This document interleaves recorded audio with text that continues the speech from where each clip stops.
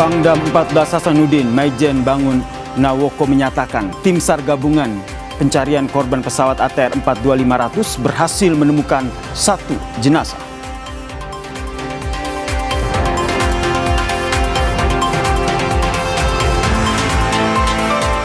Hujan deras kembali mengguyur kawasan Jakarta. Sejumlah wilayah di ibu kota terendam banjir.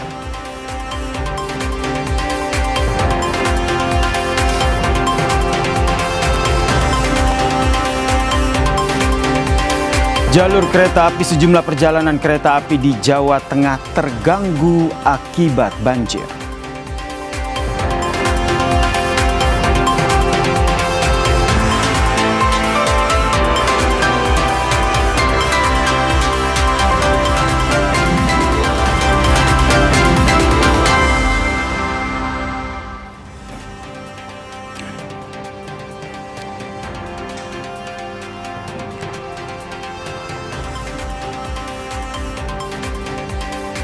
Halo, apa kabar saudara? Selamat datang di program Berita Kompas Petang. Saya Cindy Permadi. Dan saya Yasir Neneama di Kompas TV Independen Terpercaya.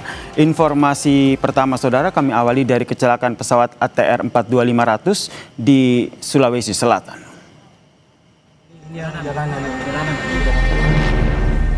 Kecelakaan atau musibah hilang kontaknya pesawat ATR yang diperkirakan jatuh di sekitar Gunung Bulu Saraung.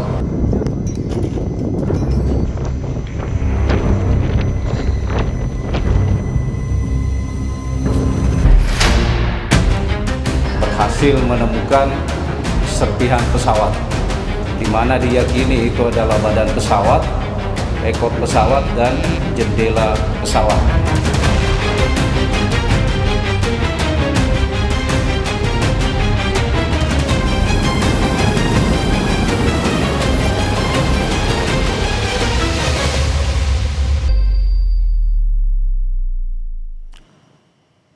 Saudara Pangdam 14 Hasanuddin Maijen Bangun Nawoko menyatakan tim SAR gabungan pencarian korban pesawat ATR 42500 berhasil menemukan satu jenazah. Hal ini disampaikan Pangdam 14 Hasanuddin Maijen Bangun Nawoko kepada Kompas TV saudara. Jenazah rencananya akan dibawa ke posko yang berada di Pangkep. Jenazah kemudian di mana jenazah tersebut saudara ditemukan tim SAR gabungan di sebuah tebing di kawasan Gunung Bulu Saraung.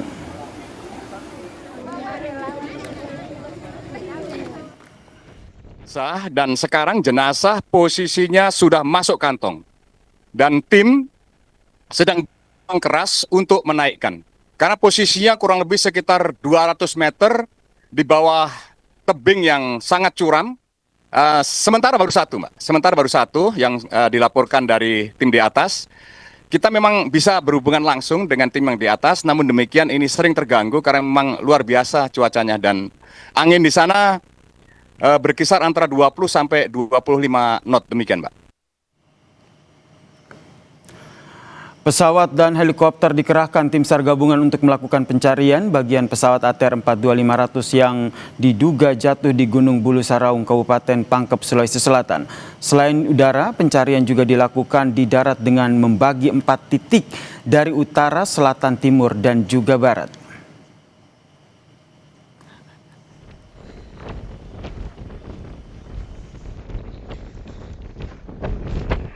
Tadi penyisiran lewat udara dari pihak Karakal mengamati lewat udara.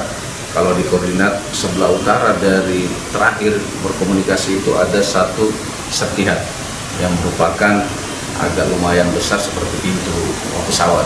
Cuma ini tim darat sudah menuju ke sana. Yang dari Mas Sereng itu dari bawah udah dekat, mungkin 1 jam ke depan atau kurang lebih 2 jam ke depan sudah bisa sampai di titik ya koordinat ini.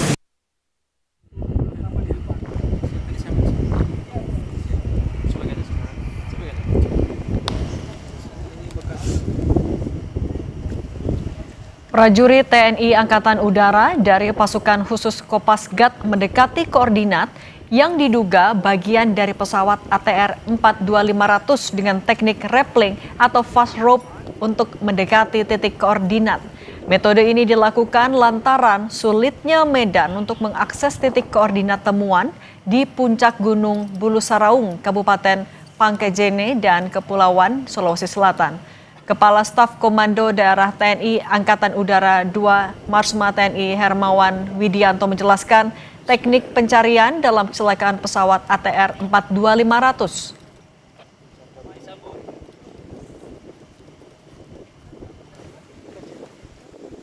Menyampaikan ke heli untuk masuk ke spot yang telah ditemukan oleh camar yang terbangnya lebih tinggi. Di situ heli yang sudah diberikan koordinat langsung menerjukan personil SAR, Mbak.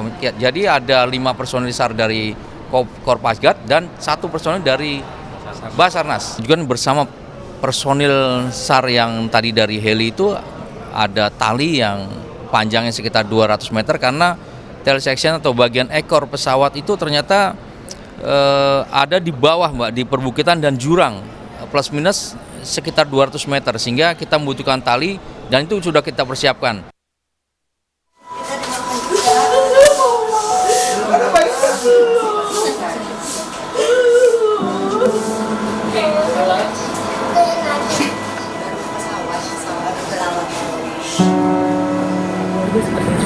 Ya mudah-mudahan ada keajaiban dari Allah.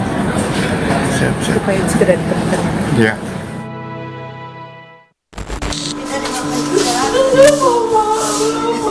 Doa dan harapan masih terus dipanjatkan keluarga Deden Maulana, salah satu pegawai Kementerian Kelautan dan Perikanan yang dinyatakan hilang kontak pada Sabtu lalu.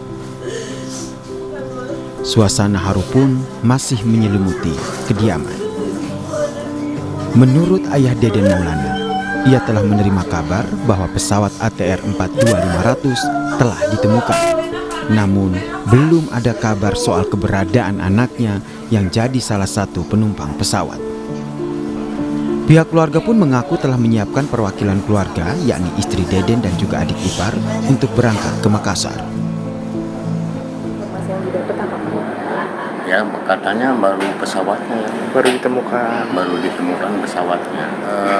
Istrinya, terus adiknya sama suaminya. 3 orang berarti, Pak? Ya tadinya mau sama ibunya, cuman nggak boleh, takut nggak tahan. Jadi terpukul, Pak, ya? Iya. Kabar ini. Ya. Sebelumnya Menteri Kelautan dan Perikanan Sakti Wahyu Trenggono juga mendatangi rumah Yoga Naufal, salah satu penumpang pesawat ATR 42500 yang mengalami kecelakaan di Kabupaten Pangkep, Sulawesi Selatan. Sakti Wahyu Trenggono mengaku sedih atas musibah yang menimpa 3 pegawai kementeriannya saat sedang bertugas dan berada di dalam pesawat tersebut.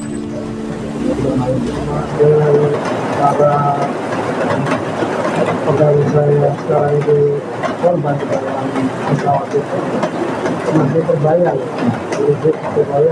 jadi saya lihat tadi dari tempatnya Deden, saya ketemu istrinya, saya ketemu anaknya, sekarang saya begitu yoga, ketemu istrinya, anaknya dan keluarganya, ya. Jadi ya perasaan saya sih terus terang campur aduk. Dalam pesawat ATR 42500 yang mengalami kecelakaan, ada 3 pegawai KKP yang berasal dari Direktorat Jenderal Pengawasan Sumber Daya Kelautan dan Perikanan, yang diketahui sedang bertugas sebagai tim air surveillance. Ketiganya adalah Ferry Irawan, Deden Mulyana, dan juga Yoga Naufal. Tim Liputan, Kompas TV.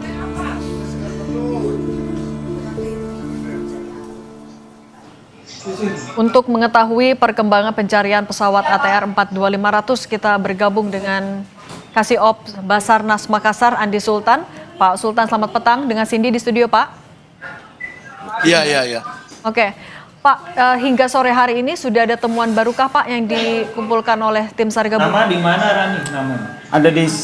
Ya, untuk 1425 tadi kami terima info dari tim SAR yaitu Polo Regu 1. Telah menemukan 1 korban diduga salah satu kru atau penumpang dari ATR 400 ini. Ditemukan sekitar 200 meter dari puncak, kedalaman 200 meter dari puncak.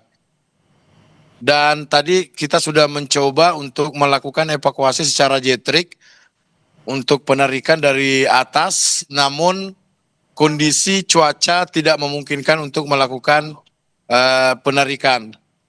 Tadi sudah beberapa kali dicoba untuk bisa membahayakan. Maka dari itu kami mengambil opsi kedua dalam untuk proses evakuasi. 10 tim SAR gabungan saat ini sudah masih berada di bawah dan masih mencari opsi tempat untuk dilakukan evakuasi besok pagi dengan menggunakan karakal. Kalau memang besok cuaca tidak memungkinkan untuk menurunkan hoist, kita akan mencoba untuk berkoordinasi dengan masyarakat setempat dan teman-teman Manggalakmi untuk memberikan untuk mencari jalur yang terdekat dan termudah untuk melakukan evakuasi. Pak Sultan, kami bisa lihat di video yang kami terima, jalurnya ekstrim, kemudian berkabut juga itu ada di lereng ya Pak. Dengan jalur dan medan yang seperti itu, sebenarnya kalau misalnya memang harus menggunakan jalur darat, opsi 2 tadi diambil, berapa jarak yang harus ditempuh oleh tim SAR gabungan untuk mengevakuasi dari titik ditemukan sampai ke posko terdekat Pak? Kalau kita melihat dari jarak itu butuh sekitar 4 jam untuk melakukan evakuasi ke tempat yang terdekat. Oke, dan artinya menunggu cuaca besok kalau memang sampai tidak bisa memang dievakuasi menggunakan jalur udara, sudah pasti hanya bisa dilakukan lewat jalur yang harus ditempuh 4 jam itu ya Pak? Iya. Oke. Mungkin seperti itu. Oke, kalau untuk pencarian penumpang lain maupun juga badan pesawat, penyisirannya akan dilakukan seperti apa Pak? Ya, untuk mudah-mudahan besok mendukung. Nah, tadi kami akan nanti malam kami melakukan briefing dan di sini juga ada Pak Danrem untuk kita akan membagi seru untuk besok dengan beberapa metode pencarian. Intinya kita akan melakukan SAR, penyisiran dengan radius sampai berapa jauh nanti dari titik yang kita temukan badan pesawat tersebut. Pak, tadi kami juga sempat melihat hujan sempat turun, tampaknya juga masih ya Pak sampai sekarang. Berarti untuk proses pencarian masih dilakukan di sore hari ini atau diberhentikan sementara Pak?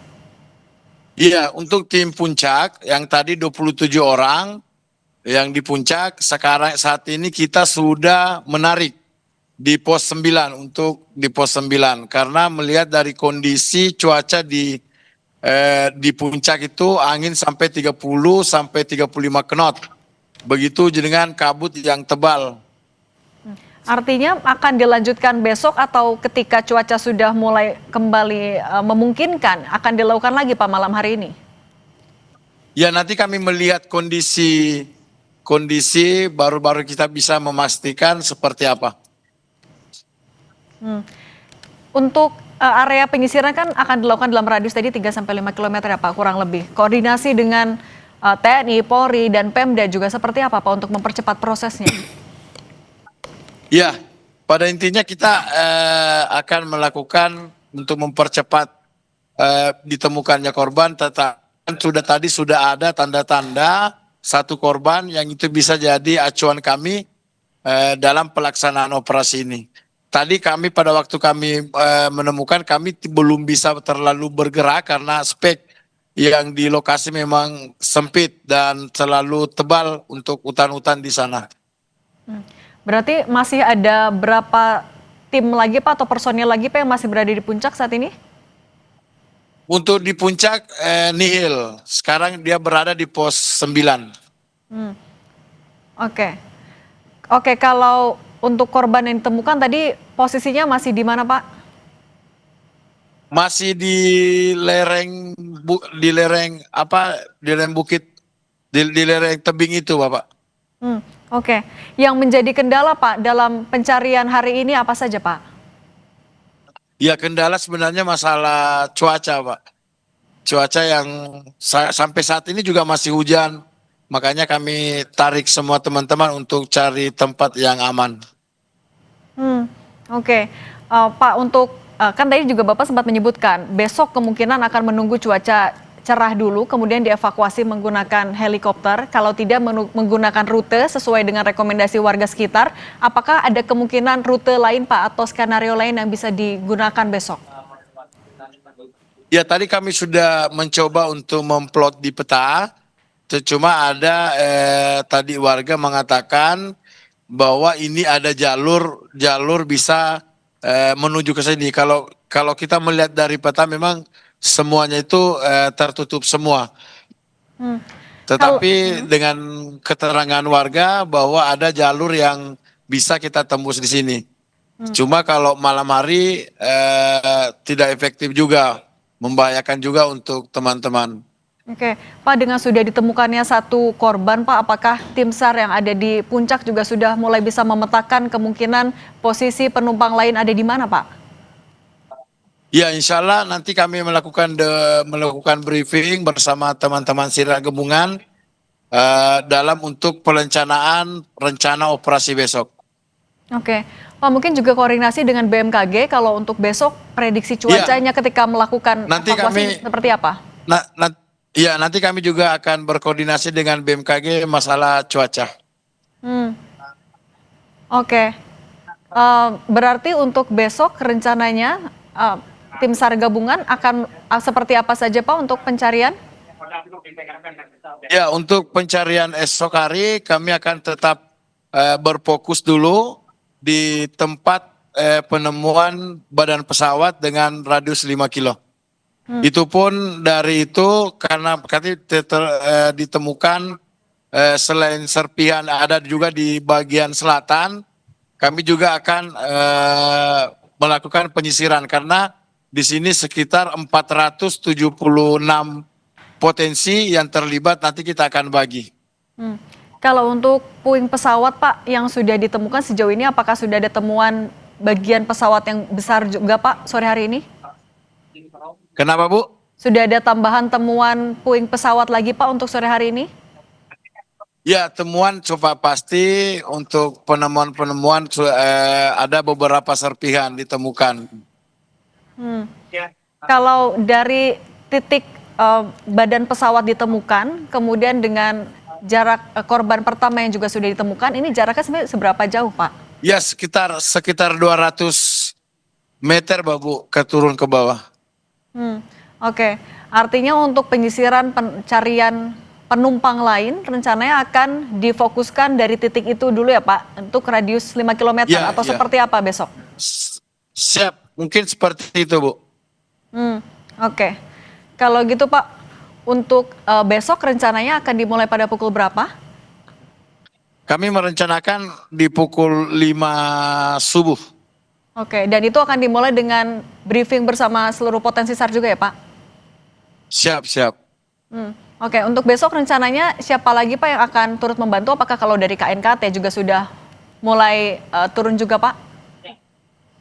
Iya, informasinya KNKT akan merapat juga di malam ini di posko. Oke, baik.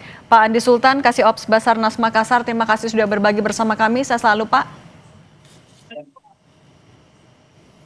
Usai jeda di Kompas Petang, Saudara, kami hadirkan informasi. Hujan deras kembali mengguyur kawasan Jakarta. Sejumlah wilayah di ibu kota terendam banjir.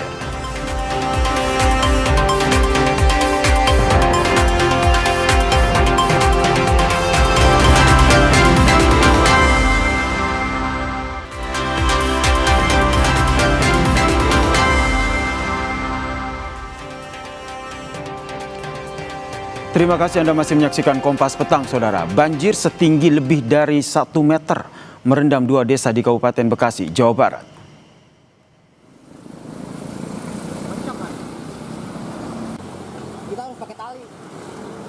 Banjir merendam permukiman warga Desa Tanjung Sari dan juga Desa Karang Raja, Cikarang Utara, Kabupaten Bekasi pada Minggu pagi, saudara.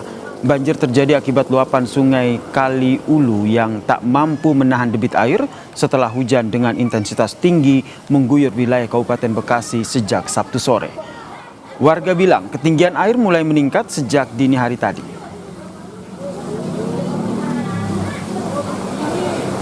Meluap air kali. Kali apa tuh? Kali Ulu kali sini sebutnya, tapi ini kalau nggak salah air kiriman. Hujan dari semalam juga ya? Dari kemarin sore hujan mah. Deras? Iya deras, bener nih. Hampir 200 rumah.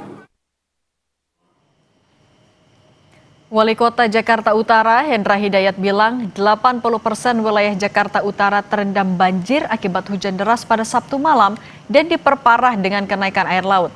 Untuk mengatasi banjir, seluruh rumah pompa yang berada di Jakarta Utara difungsikan dengan tambahan 72 pompa mobile. Malam, hujan turun dengan intensitas yang bisa dikatakan cukup ekstrim. Dan hampir 80% wilayah Jakarta Utara ini semuanya ada genangan. Dan tadi kami melintas di sepanjang jalan RE Marta Dinata, itu air sudah setinggi paha orang dewasa. Kemudian kali Ancol pun sudah rata dengan jalanan. Di Pulau Mas, Pulau Gadung, Jakarta Timur, ruas Jalan Ahmad Yani menuju gerbang tol Cempaka Putih terendam banjir setinggi 30 hingga 50 cm.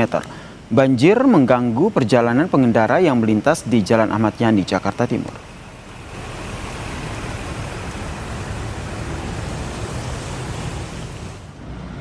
Di Kelapa Gading, Jakarta Utara, Jalan Boulevard Raya terendam banjir setinggi 60 cm. Banjir membuat sejumlah kendaraan yang melintas mogok. Untuk melanjutkan perjalanan, sejumlah pengendara mendorong kendaraan mereka yang mogok.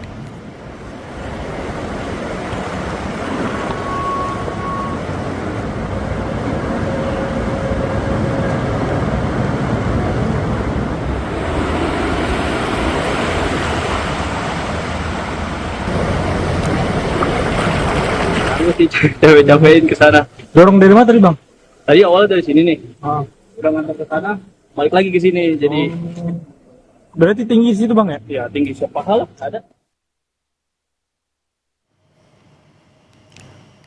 Banjir yang menerjang Jakarta berdampak ke perjalanan KRL komuter lain lintas Tanjung Priok menuju ke stasiun Jakarta Kota dan sebaliknya.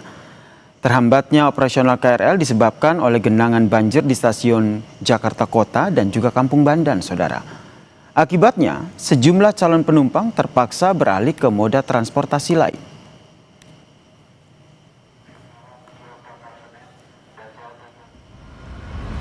Jalur kereta api Petak Pekalongan Sragi di Pekalongan, Jawa Tengah hingga Minggu siang masih terendam banjir. Hanya satu lajur rel saja yang bisa dilintasi rangkaian kereta. Lokomotif khusus berwarna merah merupakan penarik rangkaian gerbong kereta api yang melintas di jalur hulu di Pekalongan. Kecamatan rangkaian gerbong kereta dibatasi hanya bisa melaju 20 km per jam.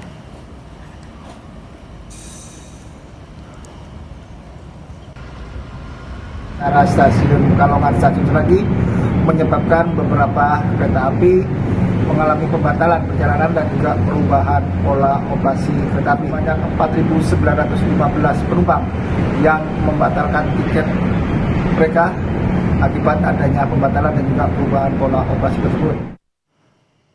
Dan untuk mengetahui situasi terkini di wilayah terdampak banjir, kita bergabung dengan jurnalis Kompas TV Niko Anggriawan dan juru kamera Adini Anissa di kawasan Pegangsaan 2 Kelapa Gading, Jakarta Utara, dan juga dari Pekalongan, Jawa Tengah ada jurnalis Kompas TV Ari Himawan. Kita ke Niko dulu yang berada di Kelapa Gading, Jakarta Utara. Niko, tampaknya di belakang Anda masih ada genangan begitu. Bagaimana situasi di sana? Ya, Yasir, setidaknya genangan dengan tinggi kurang lebih dari 40 hingga 50 cm ini masih menggenangi Jalan Pegangsaan 2 Kelapa Gading, Jakarta Utara, dan belum ada tanda-tanda surut air yang turun signifikan sejak pukul 2 siang kami ada di lokasi tempat saya melaporkan saat ini, dan situasi terkini akan ditunjukkan langsung oleh juru kamera Kompas TV Adini Anissa. Situasi banjir di Jalan Pegangsaan 2 menuju ke arah Semper ini memiliki ketinggian genangan yang bervariasi, Yasir dan juga saudara. Kalau misalnya kami tadi sempat menyusuri Jalan Pegangsaan 2, ini ketinggian mulai dari 40 hingga 60 cm. Namun kalau misalnya tempat saya melaporkan saat ini hanya berkisar di antara 40 hingga 50 cm saja. Dan kalau misalnya bisa dilihat di visual Anda saat ini, arus lalu lintas di perempatan Jalan Pegangsaan 2 ini sempat tersendat imbas adanya beberapa pengendara roda 2 yang menuntun kendaraannya karena mereka ini tidak bisa melewati genangan dengan tinggi 40 hingga 50 cm. Kemudian ada beberapa kendaraan roda 2 juga yang mati imbas nekat mereka menerobos genangan banjir. Kemudian beberapa mobil juga masih terpantau bisa hilir mudik mulai dari arah Kelapa Gading menuju Cakung, kemudian dari arah Semper menuju ke Jalan Pegangsaan 2. Ini kalau kendaraan roda 4 masih bisa melalui Jalan Pegangsaan 2 meskipun dengan ketinggian air yang cukup bervariasi, Yasir dan juga saudara. Kemudian kalau misalnya dilihat dari petugas, ini ada petugas PPSU atau pasukan Orange yang sedari tadi masih melakukan pengaturan arus lalu lintas, tentunya ada dibantu dari Babinsa juga. Kemudian kalau misalnya terkait pompa, Yasir dan juga saudara, tadi sempat dilakukan penyedotan pompa air dengan menggunakan pompa air. Dan kami juga sempat berbincang dengan petugas, setidaknya di kawasan Kelapa Gading ini ada sekitar 5 pompa yang dikerahkan untuk mengurangi ketinggian debit air yang ada di kawasan Kelapa Gading. Di antaranya 3 pompa portable, kemudian 2 pompa apung yang saat ini difungsikan di Jalan Pegangsaan 2 Kelapa Gading, Jakarta Utara. Sementara kalau misalnya terkait dengan genangan, Yasir dan juga saudara, ini beberapa aktivitas jual beli mulai dari restoran, kemudian ada warteg, ada bengkel juga yang hari ini harus terpaksa tutup karena genangan yang terjadi di kawasan Pegangsaan 2 ini terjadi sejak pukul 11 malam tadi. Yasir, kembali ke studio. Niko, tadi seperti Anda sampaikan bahwa genangan ini masih sulit surut begitu, walaupun sudah ada 5 pompa. Nah, apa yang Anda pantau terkait dengan penanganan banjir di sana sehingga bisa segera surut, sehingga aktivitas warga di sana kembali normal? Ya, kalau misalnya sejak tadi pukul 2 hingga pukul 16.30 waktu Indonesia Barat saat ini, Yasir dan juga saudara, banjir yang di kawasan Pegangsaan 2 ini tidak surut-surut sejak tadi. Ini setidaknya ada beberapa hal yang berdasarkan pantauan kami. Di antaranya dia adalah beberapa saluran air yang ada di sisi kanan kiri jalan ini tersumbat, Yasir dan juga saudara. Tersumbat oleh plastik, lalu kemudian ada botol kaca yang kemudian menyebabkan air ini sulit masuk ke saluran air untuk akhirnya surut. Sehingga suku dinas sumber daya air Jakarta Utara ini harus mengerahkan pompa-pompa untuk membantu penurunan debit air atau penurunan muka air yang terjadi atau genangan yang terjadi di kawasan Pegangsaan 2 ini. Kita masih nantikan, Yasir dan juga saudara, kita harapkan genangan yang ada di Pegangsaan 2 ini cepat surut, tentunya masyarakat bisa beraktivitas kembali dengan normal. Yasir. Jadi perlu adanya penambahan pompa air ya agar genangan di daerah Pegangsaan 2 ini bisa segera surut. Dari Niko, kita bergeser ke Pekalongan, Jawa Tengah. Ada Ari Himawan di sana. Ari, bagaimana perkembangan penanganan banjir di Pekalongan, terutama ini terkait dengan perjalanan kereta api?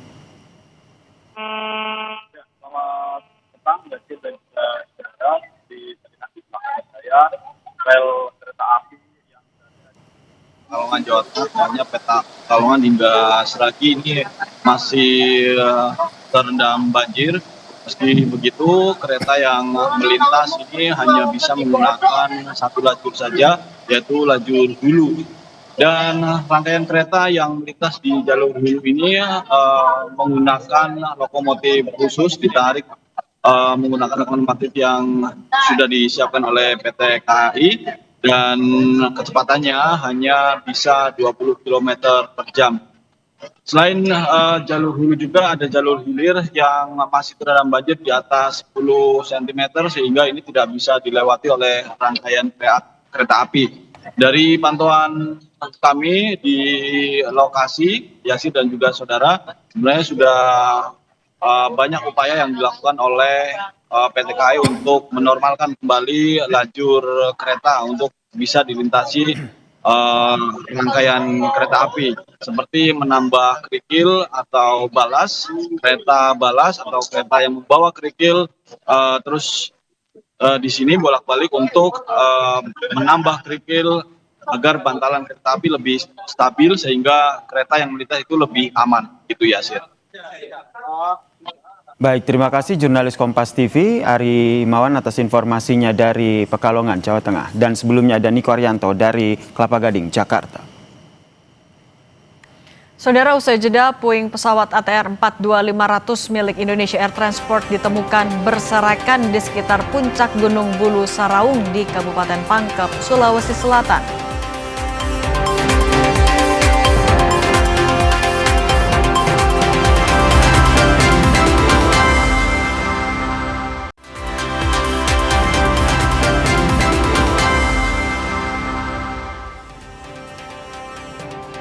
Saudara, pesawat ATR 42500 yang mengalami kecelakaan di Gunung Bulu Saraung, Sulawesi Selatan merupakan pesawat milik maskapai Indonesia Air Transport.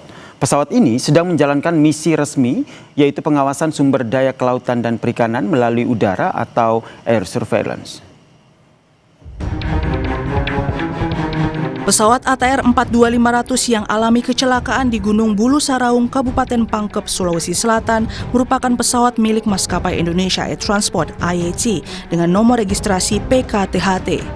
Menteri Kelautan dan Perikanan Sakti Wahyu Trenggono menyatakan, pesawat yang dioperasikan oleh PT Indonesia Air Transport diketahui sedang menjalankan misi resmi pengawasan sumber daya kelautan dan perikanan melalui udara atau air surveillance di wilayah pengelolaan perikanan negara Republik Indonesia. Menteri KP pun membenarkan ada 3 pegawainya yang jadi penumpang pesawat ini. Air surveillance. Nah, air surveillance itu kita kerjasama dengan IAT.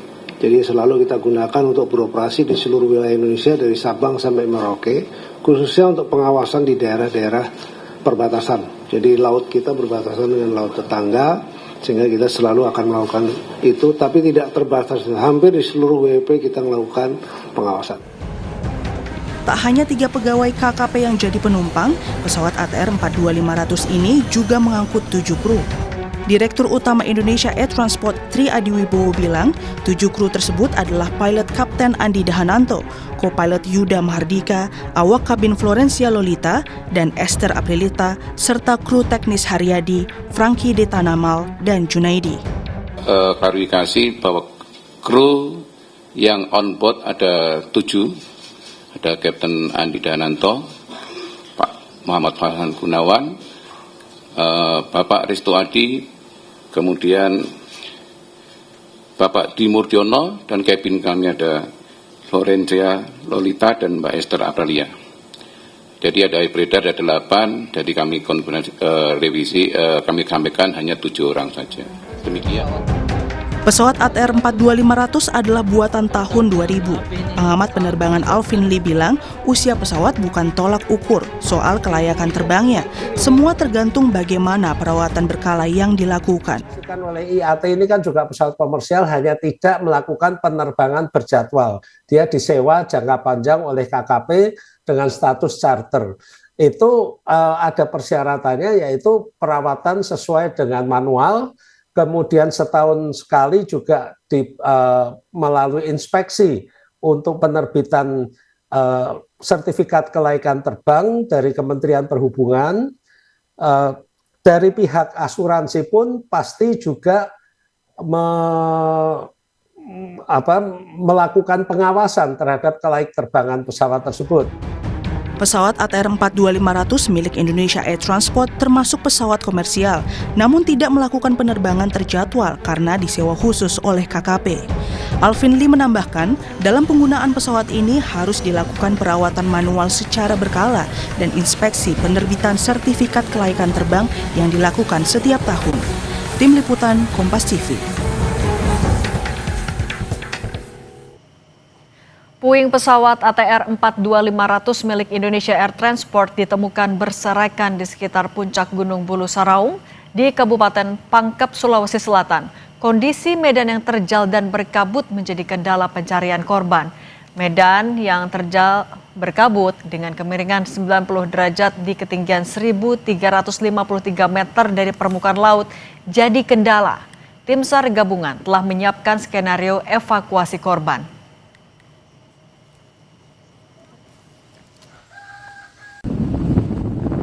Tetap fokus untuk mengevakuasi korban dulu. Jadi kita mencari korban manusianya, baru nanti kita pikirkan untuk evakuasi dari pesawat itu sendiri. Untuk evakuasinya, ini sekarang kita buat dua alternatif ya, dua alternatif Bapak Ibu. Yang pertama, apabila ini korban ini berada pada ketinggian Bulu Saraung, otomatis jalan satu-satunya harus dievakuasi ke Posko Tompo Bulu. Tapi apabila mendekati ke jalan poros ini, maka evakuasinya bisa dilaksanakan di Kecamatan Baloji. Kita arahkan ke arah bawah. Pihak Bandara Sultan Hasanuddin Makassar terus berkoordinasi dengan pihak Angkasa Pura untuk menyiapkan berbagai hal yang dibutuhkan, khususnya untuk keluarga korban kecelakaan pesawat ATR 42500. Selain koordinasi, juga dilakukan dengan KNKT terkait dengan proses investigasi penyebab kecelakaan tersebut.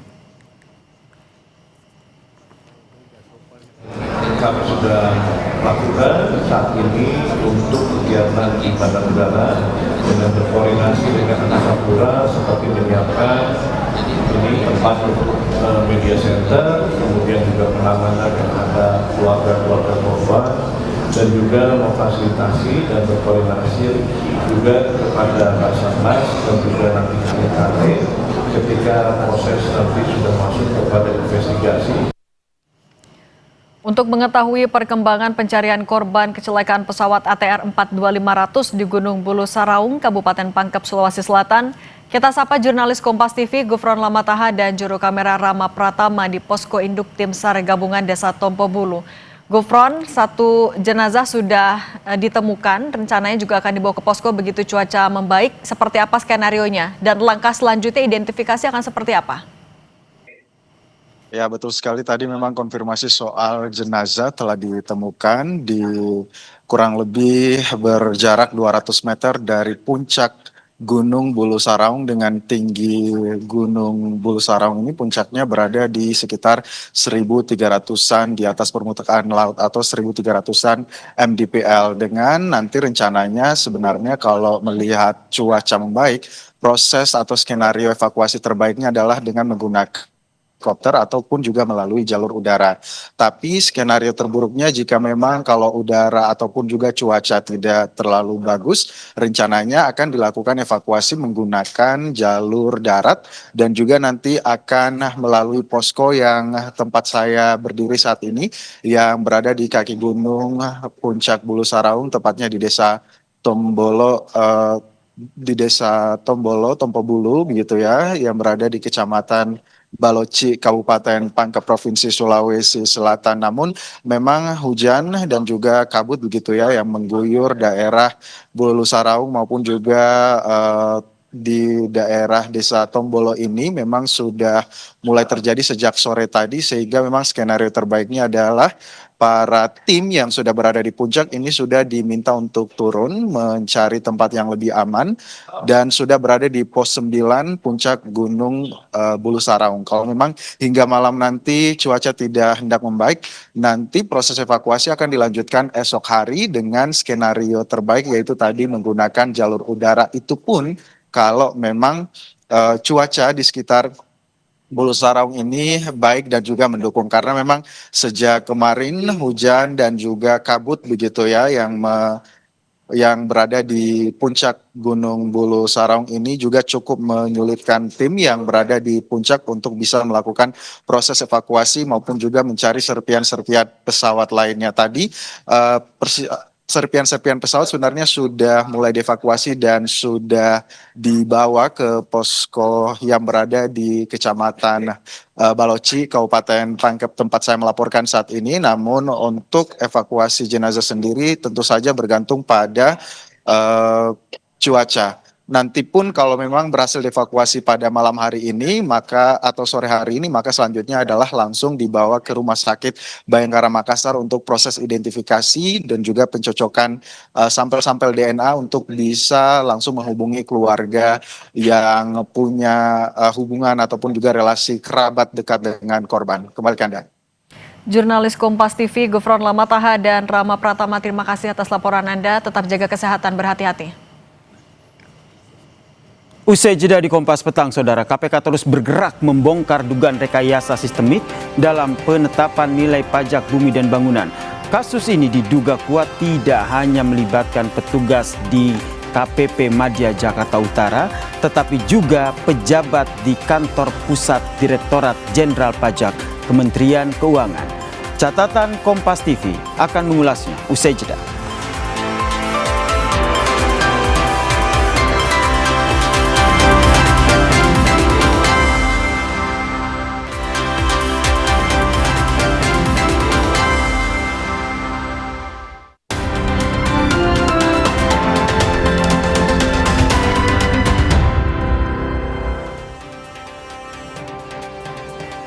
Saudara, KPK terus bergerak membongkar dugaan rekayasa sistemik dalam penetapan nilai pajak bumi dan bangunan.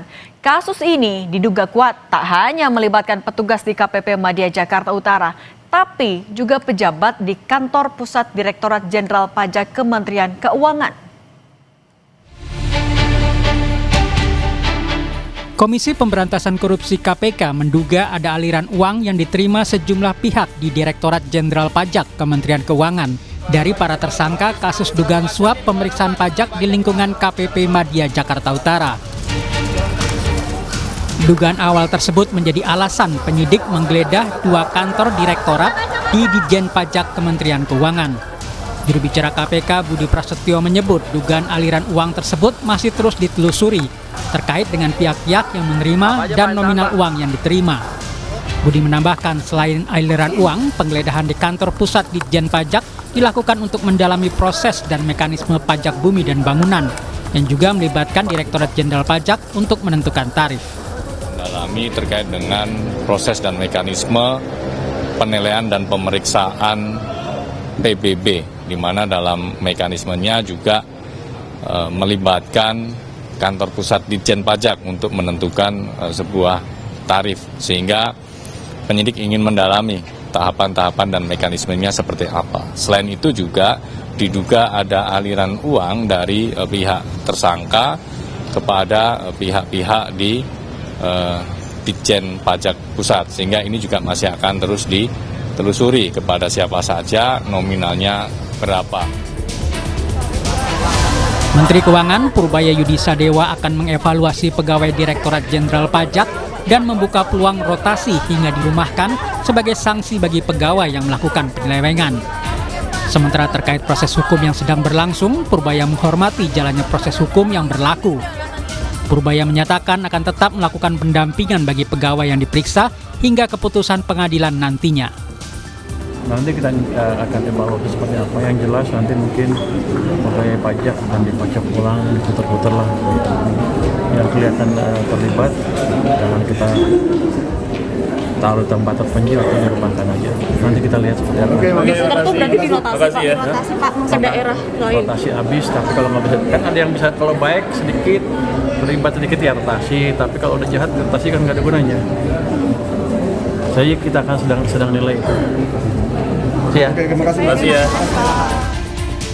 Sebelumnya, KPK mengungkap pejabat pajak yang terjerat operasi tangkap tangan menerapkan modus pengurangan pajak kepada wajib pajak yang seharusnya membayar pajak 75 miliar rupiah. Namun, wajib pajak hanya membayar 15,7 miliar rupiah dan 4 miliar sebagai imbalan yang dibagikan kepada sejumlah pihak. Kemudian secara administratif, jadi ini kan ada suratnya gitu. Itu 15,7 miliar.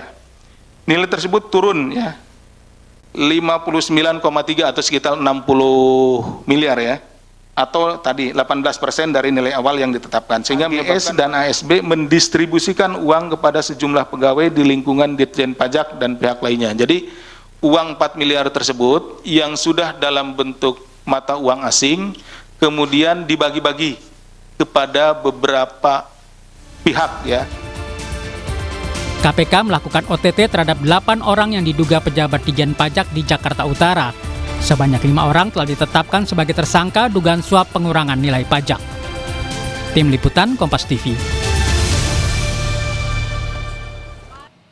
Awal tahun baru 2026, peristiwa yang tidak mengenakan menampar jajaran Direktorat Pajak Kementerian Keuangan. 3 pegawai kantor pelayanan pajak Jakarta Utara ditangkap dalam operasi tangkap tangan KPK pekan lalu. KPK sudah menetapkan ketiganya bersama 2 orang dari swasta sebagai tersangka. Modus korupsi pegawai KPP Pajak adalah mengurangi nilai pajak yang harus dibayar wajib pajak. Sebagai imbalannya, mereka menerima uang suap hingga miliaran rupiah. Sangat ironis dan tentu saja memalukan. Di saat pemerintah menggencarkan penerimaan negara, salah satunya dari sektor pajak, pegawai pemerintah justru korupsi. Realisasi penerimaan pajak sepanjang 2025 gagal capai target. Berdasarkan data Kementerian Keuangan, penerimaan pajak sebanyak 1.917,6 triliun rupiah atau 87,6% dari target APBN 2025 sebesar 2.189,3 triliun rupiah. Akibat tidak tercapainya target ini, pemerintah harus terima kenyataan defisit setoran pajak sebesar 271,7 triliun atau istilah populernya penerimaan pajak cuma amsyong. Jangan salahkan bila ada yang bilang korupsi adalah salah satu sumber defisit pendapatan negara. Apalagi korupsi pajak di Jakarta Utara ini patut diduga melibatkan pejabat di kantor pusat Direktorat Pajak. Itulah sebabnya KPK menggeledah kantor pusat Direktorat Pajak. Menteri Keuangan Purbaya Yudisadewa langsung merespons. Selain sanksi hukum dan pemecatan, Purbaya melakukan kocok ulang pejabat struktural hingga opsi merumahkan pejabat pajak korup. Ini dilakukan untuk memutus mata rantai jaringan pegawai pajak korup. Respon Menkyu Purbaya patut diapresiasi. Jangan sampai suap pegawai pajak ini berdampak kepada hilangnya kepercayaan wajib pajak membayar pajak. Yang rugi bukan cuma pemerintah, tetapi seluruh warga negara Indonesia. Upaya menyejahterakan rakyat dengan berbagai program dan pembangunan dipastikan gagal akibat pemerintah tidak punya uang. Tantangan pemerintah tahun ini sungguh sangat tidak mudah. Kondisi global masih akan membuat ketidakpastian ekonomi, apalagi ketegangan geopolitik tidak kunjung reda. Perang Rusia dan Ukraina belum selesai. Ketegangan muncul akibat Amerika Serikat menangkap Presiden Venezuela, Nicolas Maduro. Ini semua bisa memperburuk situasi global yang tentu saja berimbas kepada perekonomian Indonesia. Di tengah tekanan seperti ini, harusnya aparatur negara tidak korupsi. Apalagi pajak adalah tulang punggung penerimaan negara. Kasus korupsi pegawai pajak sudah berulang kali terjadi. Ini menunjukkan ada persoalan serius pada integritas serta lemahnya pengawasan internal. Padahal pegawai pajak sudah mendapat tunjangan dan fasilitas lebih besar daripada aparatur lainnya. Sekali lagi, sungguh sangat ironis. Kita dukung langkah KPK membongkar korupsi pajak ini secara transparan agar memulihkan dan menjaga kepercayaan publik terutama wajib pajak. Kita juga berharap teladan dari pemimpin negara dan bangsa ini di pusat dan di daerah untuk terus berkomitmen memberantas korupsi. Demikian catatan Kompas TV hari ini. Kita jumpa lagi pekan depan.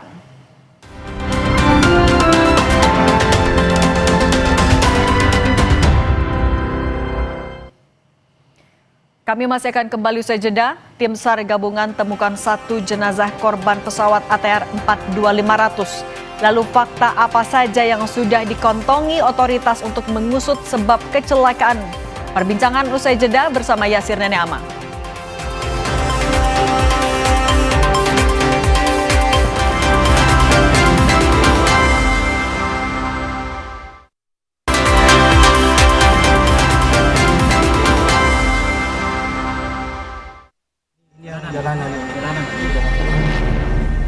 Kecelakaan atau musibah, hilang kontaknya pesawat ATR yang diperkirakan jatuh di sekitar Gunung Bulu Saraung.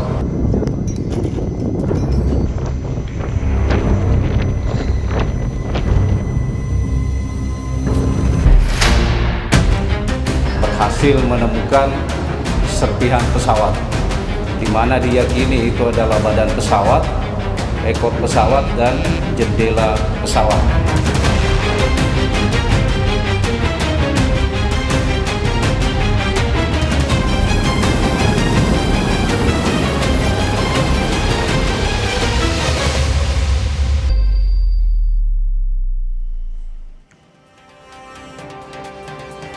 Saudara Pangdam 14 Hasanuddin Maijen Bangun Nawoko menyatakan tim SAR gabungan pencarian korban pesawat ATR 42500 berhasil menemukan 1 jenazah.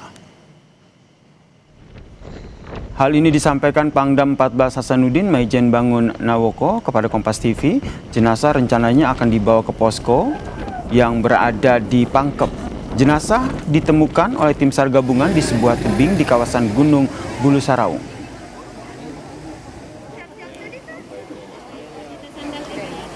Dan sekarang jenazah posisinya sudah masuk kantong dan tim sedang keras untuk menaikkan karena posisinya kurang lebih sekitar 200 meter di bawah tebing yang sangat curam.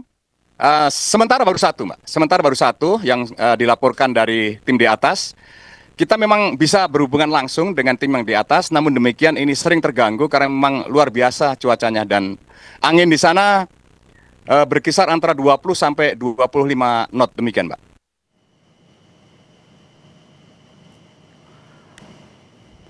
Prajurit TNI Angkatan Udara dari pasukan khusus Kopasgat mendekati koordinat yang diduga bagian dari pesawat ATR 42500 dengan teknik rappelling atau fast rope untuk mendekati titik koordinat. Metode ini dilakukan lantaran sulitnya medan untuk mengakses titik koordinat temuan di puncak Gunung Bulu Saraung, Kabupaten Pangkajene dan Kepulauan Sulawesi Selatan.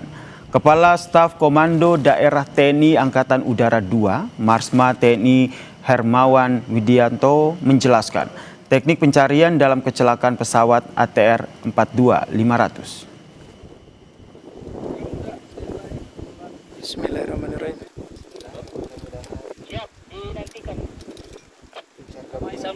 Posko yang di bawah menyampaikan ke heli untuk masuk ke spot yang telah ditemukan oleh camar yang terbangnya lebih tinggi. Di situ heli yang sudah diberikan koordinat langsung menerjukan personil SAR, Mbak.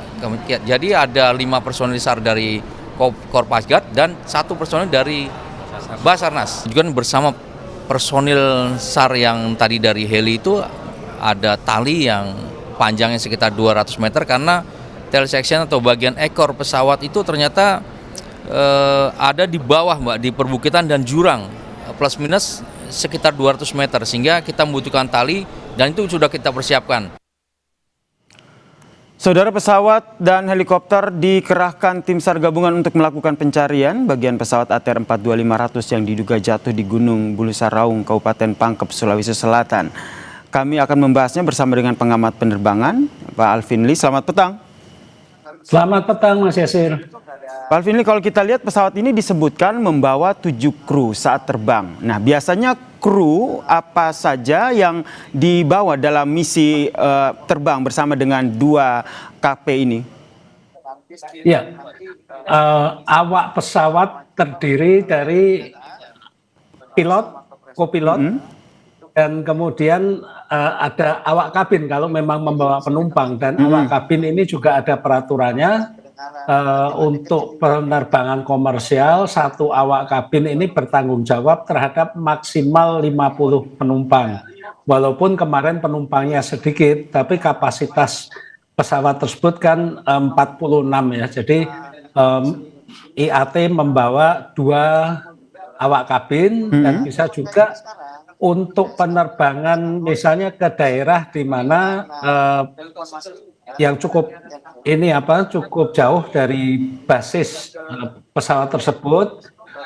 Pesawat juga bisa membawa engineer atau teknisi untuk perawatan pesawat ketika pesawat mendarat itu harus dilakukan berbagai pemeriksaan sesuai dengan manual dari pesawat tersebut, misalnya terhadap sistem roda pendaratan, kemudian terhadap kelistrikan dan sebagainya, apakah ada kebocoran. Dan mereka tentunya juga membawa peralatan untuk perawatan ringan pesawat tersebut. Jadi biasanya itu yang kru yang diangkut. Karena kalau kita lihat dari keterangan yang disampaikan memang ada 7 kru ya, 1 pilot, co-pilot, kemudian ada awak kabin dan juga teknisi. Nah, teknisi di sini dalam kapasitas seperti apa dan bertugas seperti apa begitu sehingga harus ikut terbang? Ya, teknisi ini kan diperlukan untuk melakukan pemeriksaan ringan pasca penerbangan. Karena belum tentu di bandara tujuan itu ada teknisi atau ada kerjasama antara pemilik pesawat dengan bandara di sana. Maka dari itu untuk kepraktisan tidak jarang maskapai penerbangan itu membawa teknisi sendiri untuk melakukan pemeriksaan-pemeriksaan ringan dan perbaikan ringan. Tapi kalau ditemukan ada kerusakan atau masalah teknis yang berat, teknisi akan minta bantuan untuk dikirim tim yang lebih lengkap lagi. Demikian, Mas. Oke, kemudian Pak Alvin, kalau menurut Anda, kalau kita lihat dari spesifikasi pesawat ini ATR 42500 dari tahun 2000 begitu dibikin, apakah sebenarnya memiliki deteksi counter seperti di daerah pegunungan? Maksudnya deteksi counter apa ya? Deteksi untuk mendeteksi bagaimana kontur pegunungan yang ada di wilayah tersebut. Iya, ada. Jadi pesawat ATR 42500 ini di kokpit itu pasti ada radar disebut sebagai radar cuaca ya untuk melihat apakah ada halangan di depan ya. Jadi radar cuaca ini tidak menunjukkan hanya awan tapi juga jika ada pegunungan gitu. Kemudian juga ada terrain awareness and warning system. Ini adalah untuk ini adalah sistem peringatan jika pesawat itu terlalu dekat dengan permukaan. Permukaan bumi itu bisa di bawahnya atau juga di depannya. Ini semuanya ada di sana. Jadi tidak menjadi masalah. Itu ada di dalam pesawat itu. Berarti sebenarnya pesawat ini memiliki deteksi kontur ya, seperti pegunungan ataupun daerah-daerah tinggi begitu. Kemudian kalau dari kita lihat ini sudah ditemukan begitu serpihan-serpihan dari pesawat ini begitu. Kalau dari temuan serpihan yang sementara ditemukan, biasanya apa langkah yang akan dilakukan oleh KNKT? Ya, KNKT pasti akan ikut beserta tim evakuasi ini untuk melihat kondisi lokasi ditemukannya serpihan pesawat. Pasti KNKT juga akan mengambil video, foto, kemudian juga akan membuat peta lokasi ya, di mana ditemukan setiap serpihan pesawat tersebut dan juga sebarannya sampai seberapa, sekaligus juga mencari lokasi di mana black box yang terdiri dari flight data recorder dan cockpit voice recorder agar bisa diambil dan nantinya dianalisis isinya. KNKT memerlukan semua data itu, bahkan mungkin nanti juga ada serpihan-serpihan yang harus diteliti secara tersendiri untuk mengkaji apa yang terjadi sehingga pesawat tersebut menghujam ke gunung dan bagaimana posisi pesawat tersebut, apakah menabraknya itu dari depan langsung atau ketika pesawat sedang belok dan posisi pesawat itu sedang menukik atau sedang mendaki, itu nanti akan dicocokkan dengan flight data recorder. Itu nantinya juga untuk menganalisis apa yang sedang terjadi sehingga pesawat tersebut menabrak gunung. Sehingga Demikian. penting untuk menemukan black box dari pesawat ATR 42500 ini ya. Kalau kita lihat dari rangka pesawat ATR 42500 ini, posisi black boxnya sendiri di mana dan dengan benturan ataupun dengan kejadian ini kemungkinannya akan seperti apa sehingga bisa mendapatkan betul-betul black boxnya masih aman? Ya, black box pada umumnya ditempatkan di bagian belakang kabin dekat ekor. Karena posisi tersebut dinilai yang paling aman ketika terjadi benturan. Nah, benturan ini juga sudah dihitung semua, jadi black box ini memang dirancang untuk tahan benturan, tahan api, bahkan ketika pesawat itu tenggelam di laut, itu juga tahan berbulan-bulan tidak rusak. Nah, ini memang dirancang agar black box ini dapat membantu penyelidikan penyebab terjadinya pesawat dan ujung-ujungnya nanti akan menghasilkan sebuah rekomendasi apa yang harus dihindari agar tidak terjadi kecelakaan serupa. Kalau dari black box ini kan ada flight data recorder dan juga ada cockpit voice recorder begitu yang pengetahuan umumnya seperti itu. Nanti akan seperti apa penganalisaan dari dua item ini? Ya, flight data recorder ini kan merekam berbagai parameter dalam sistem pesawat tersebut. Misalnya tekanan hidrolisnya, kemudian kecepatan, kemudian mungkin perputaran mesin, dan sebagainya. Itu ada ratusan bahkan yang rumit bahkan sampai ribuan parameter. Itu harus menggunakan komputer khusus untuk membuka parameter tersebut. Nah, cockpit voice recorder ini adalah merekam suara-suara yang terdengar di kokpit. Tidak hanya suara pilot dan kopilot, tapi misalnya suara mesin. Nah, ketika suara mesin itu putaran mesin naik atau putaran mesin turun, itu kan juga nadanya berbeda. Itu akan disinkronkan dengan flight data recorder, benar atau tidak. Atau mungkin ada suara patahan, mungkin ada struktur yang patah, atau mungkin ada hal-hal lain, ledakan dan sebagainya. Ini kemudian disinkronkan karena apapun yang terjadi, itu pasti juga akan terekam di data flight data recorder. Demikian. Oke, ini salah satu komponen inti ya, bisa dikatakan komponen inti untuk mengetahui bagaimana penyebab dari kecelakaan ini, yaitu FDR dan juga CVR dalam black box itu. Selain itu, apakah KNKT juga mencari informasi terkait dengan bagaimana perawatan kelaikan dari pesawat ini, mengingat pesawat ini kan juga sudah cukup lama begitu? Benar, jadi penyelidikan KNKT ini tidak hanya FDR, CVR, kemudian serpihan-serpihan, tapi juga membuka riwayat perawatan pesawat tersebut, kemudian juga riwayat dari pilot maupun kopilot, bahkan sampai kegiatan hari-hari terakhir sebelum pilot dan kopilot menerbangkan pesawat tersebut. Itu untuk melihat kondisi kesehatan, kesehatan fisik, kondisi kejiwaan, dan sebagainya. Jadi sangat banyak yang diperiksa, tidak mudah. Maka dari itu KNKT membutuhkan waktu berbulan-bulan untuk melakukan penyelidikan itu dan tidak sendirian. KNKT pasti juga akan didampingi perwakilan dari pembuat pesawat, yaitu dari ATR sendiri, kemudian karena ini terjadinya di Indonesia dan korban semuanya juga warga negara Indonesia, mungkin tidak melibatkan negara lain.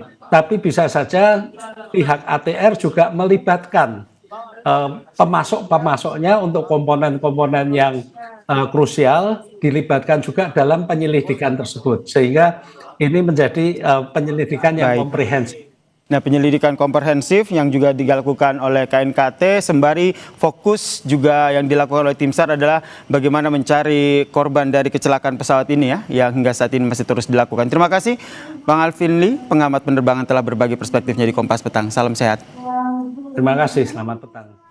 Usai jeda, saudara, Kompas Petang akan kembali dengan informasi. Di Kelapa Gading, Jakarta Utara, Jalan Boulevard Raya terendam banjir setinggi 60 cm. Laporan langsungnya kami hadirkan usai jeda.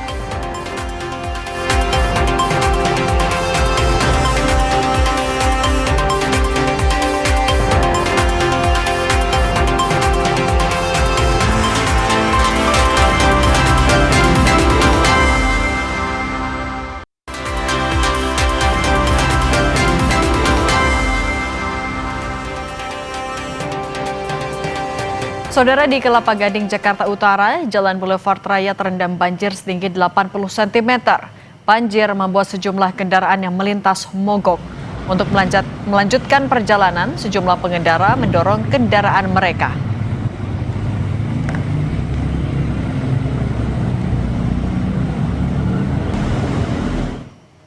Ganggu sih, capek-capekin ke sana. Dorong dari mana tadi bang?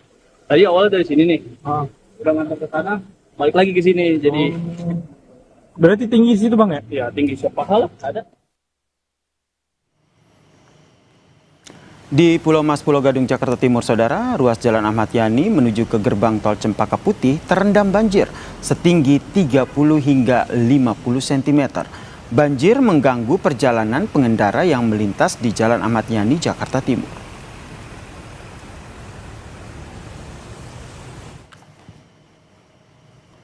Kapusdatin BPBD Jakarta Muhammad Yohan bilang operasi modifikasi cuaca sudah dilakukan untuk mengantisipasi dampak cuaca buruk.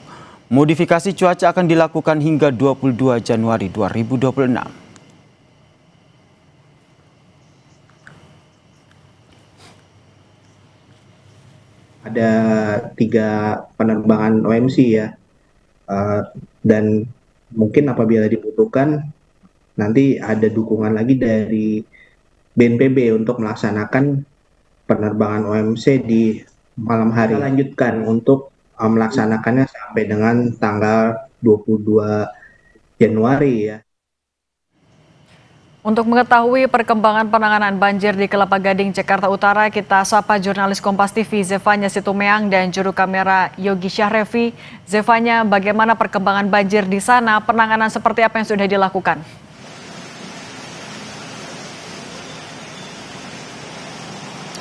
Ya Cindy, kalau kami lihat sejak hingga sore hari ini di Jalan Boulevard Barat Raya Kelapa Gading Jakarta Utara, air masih menggenang setinggi 20 cm kurang lebih. Kalau kami lihat sejak siang hari tadi ini memang belum ada perubahan yang begitu signifikan ya terkait dengan ketinggian airnya.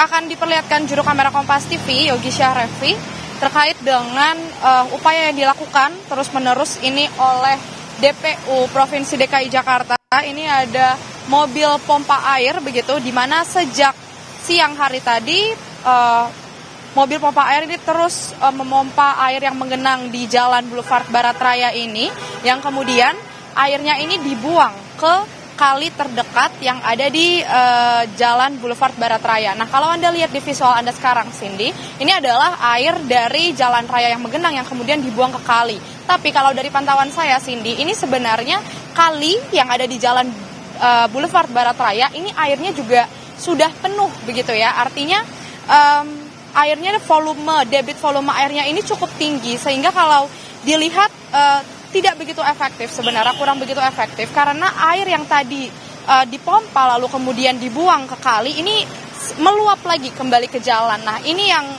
tentu sebenarnya menjadi perhatian dan perlu dicermati juga, di mana apakah akan ada penanganan lainnya, karena sejauh ini kalau kami lihat upaya penanganannya masih sama ya Cindy. Sejak siang hari tadi masih ada beberapa ada mesin pompa air juga ini yang terlihat, dan di mana airnya ini sama dibuang ke kali terdekat. Namun beberapa kali yang ada ini memang airnya cukup penuh debit volumenya.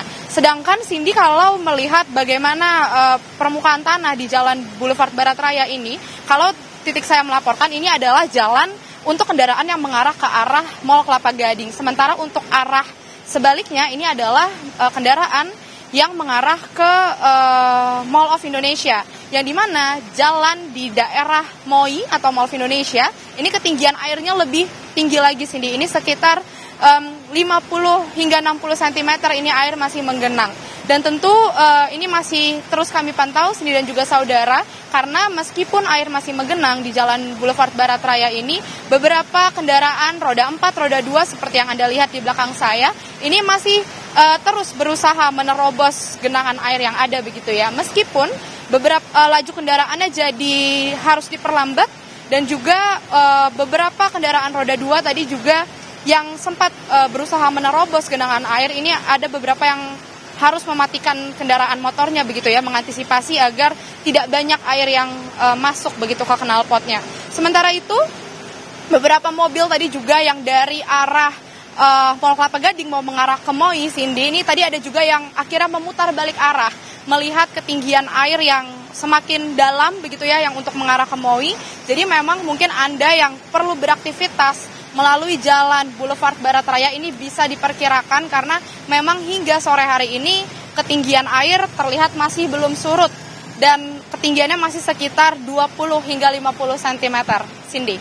Zevanya, kalau sudah ada pompa tapi ternyata tidak efektif karena meluap lagi, dari Pemda ada backup plan-nya tidak? Kemudian kendaraan yang mau melintas ke arah sana, apakah disiapkan jalur alternatif juga?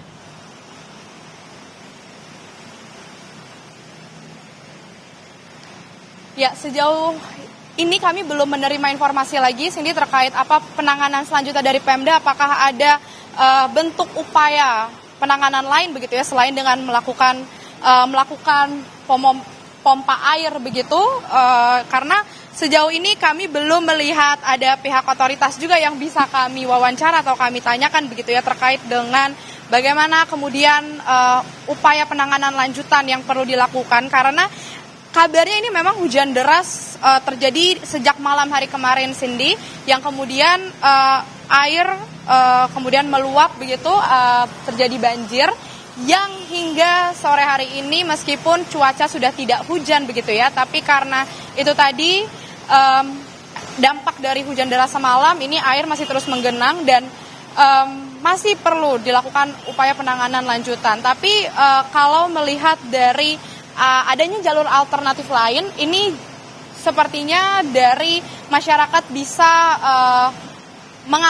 menghindari, lebih ke himbauan untuk menghindari terlebih dahulu untuk jalur-jalur yang mengarah ke arah Mall of Indonesia begitu, dan juga kalau kami lihat untuk area jalan di Boulevard Gading untuk mengarah ke Mall Kelapa Gading pun, di depan Mall Kelapa Gading ini air masih menggenang cukup tinggi juga dari pantauan kami, belum surut begitu ya. Jadi diharapkan mungkin bisa menjadi perhatian juga dari masyarakat untuk menghindari hal-hal yang tidak diinginkan, karena tadi beberapa kendaraan juga, Cindy, ini terlihat seperti roda 2 misalnya yang paling riskan begitu ya, ini mereka ada yang mogok kendaraannya begitu karena air yang masuk ke knalpot. Nah, ini yang bisa menjadi perhatian mungkin, tapi dari beberapa warga tadi juga sempat kami berbincang, memang mereka terpaksa memang harus melalui jalur Boulevard Barat Raya ini karena ada yang beraktivitas bekerja begitu, ada juga yang akan melakukan aktivitas lainnya di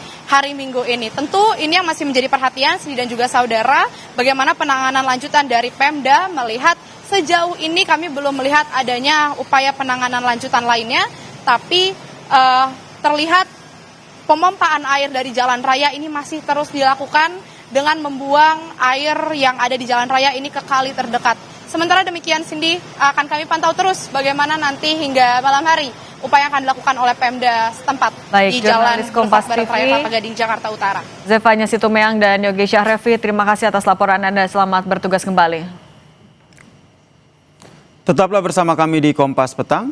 Usai jeda kami segera kembali.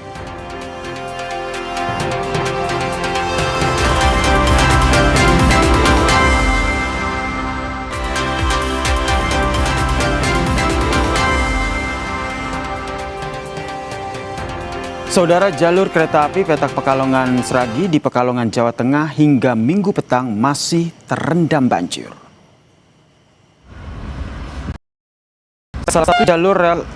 Hanya satu jalur rel saja, saudara, yang bisa dilintasi rangkaian kereta. Kereta lokomotif khusus pun berwarna merah merupakan penarik rangkaian gerbong kereta api yang melintas di jalur hulu di Pekalongan. Rangkaian gerbong kereta dibatasi hanya bisa melaju 20 km per jam.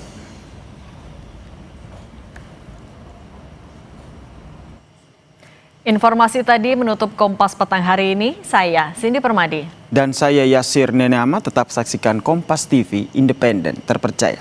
Salam sehat.